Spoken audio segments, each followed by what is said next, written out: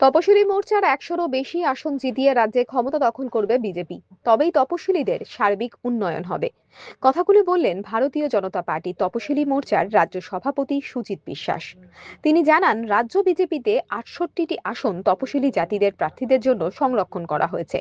কিন্তু রাজ্যে বিধানসভার ১০০রও বেশি আসনের ভবিষ্যৎ নির্ধারণ করে এই তপশিলীরা।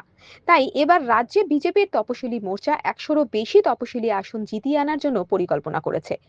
রাজ্যে আসন্ন বিধানসভা নির্বাচনকে পাখির চোখ করে কেন্দ্রীয় নেতৃত্বের সঙ্গে সমন্বয় রেখে এগিয়ে যাচ্ছে রাজ্য বিজেপির তপশিলি মোর্চা। এই দিন সুজিত বিশ্বাস আরো জানান, ইতিপূর্বে রাজ্যের কোনো সরকারি তপশিলীদের স্বার্থ নিয়ে ভাবেনি। উল্টে সরকারি সুযোগ সুবিধা, চাকরি বাকরি, অফিস আদালত সহ বিভিন্ন ক্ষেত্রে হয়রানি করা হয়েছে। এমনকি জনপ্রতিনিধিত্বের ক্ষেত্রেও তপশিলীদের বঞ্চিত করা হয়েছে। এবার প্রধানমন্ত্রী মোদীজির আশ্বাসে তপশিলি মোর্চা অনেক বেশি সক্রিয় হয়ে রাজ্যের ক্ষমতা দখল করবে এবং তপশিলীদের সার্বিক উন্নয়ন করবে। এই প্রসঙ্গে ভারতীয় জনতা পার্টির তপশিলি মোর্চার রাজ্য সভাপতি সুজিত বিশ্বাস ঠিক কি বললেন, শুনে নেব। বিধানসভা ভোট কার্যতই একেবারে গরমাগরম পরিস্থিতি। একেবারেই মেদমিদ প্রশ্নে চলে যাব, সেটা হচ্ছে যে এসসি মোর্চার মূল লক্ষ্য কি? শুধুই আন্দোলন নাকি বাস্তব নীতি বদল? টোটাল লক্ষ্য হলো আগামী নির্বাচনে এসসি মোর্চা বিজেপির হয়ে একদম টোটাল ঝাঁপাবে। ৬৮টা রিজার্ভ সিট রয়েছে এবং ১০০র অধিক এসসি ভোট নিয়ন্ত্রিত করে কে জিতবে, এই সবগুলোই লক্ষ্য বিজেপির পক্ষে নিয়ে আসা। সেক্ষেত্রে কেন্দ্র আর রাজ্যের মধ্যে এই সমন্বয় সাধন কিভাবে হবে? সমন্বয় সাধন অলরেডি আমাদের চলছে।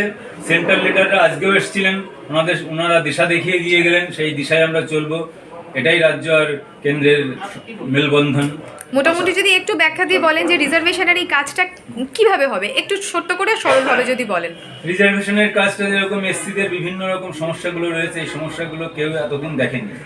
আমাদের এই মোদী সরকার আসার পরে এসসিদের সব সমস্যাগুলো তুলে ধরা হচ্ছে এবং বাস্তবে সেই সমস্যাগুলোর সমাধান হয়, সেই কাজ চলছে। এটাই আমাদের সমাধানের পথ। আচ্ছা, আর সেক্ষেত্রে আপনি যে মনে করছেন যে কি কি সমস্যার সম্মুখীন হতে হচ্ছে? সমস্যার সম্মুখীন যেরকম এসসিদের কোঠা, সেই কোঠাগুলো ঠিকঠাক পূরণ হয়নি এ যাবৎকাল, সেটাকে করা হবে। স্কুলের ছেলেমেয়েরা সার্টিফিকেট, এসসি সার্টিফিকেট তৈরি করতে গেলে বিভিন্ন বাধা আসে অফিসিয়াল, সেগুলোকে দেখা হবে। এবং যে স্কুলের স্টাইফেন্ড এসসিদের জন্য নির্ধারিত, সেই স্টাইফেন্ডটা পর্যন্ত ঠিকঠাক দেওয়া হয় না, এটার দিকেও আমাদের লক্ষ্য রয়েছে। সেক্ষেত্রে ২৬শে যদি আপনাদের গেরুয়া শিবির আসে, আপনাদের কি বার্তা থাকবে? আমাদের বার্তা এইগুলোই, সার্বিকভাবে এসসিদের উন্নয়ন করা এবং সমস্ত কোঠা বাস্তবে রূপান্তরিত করা, রূপ দেয়া। ধন্যবাদ দাদা।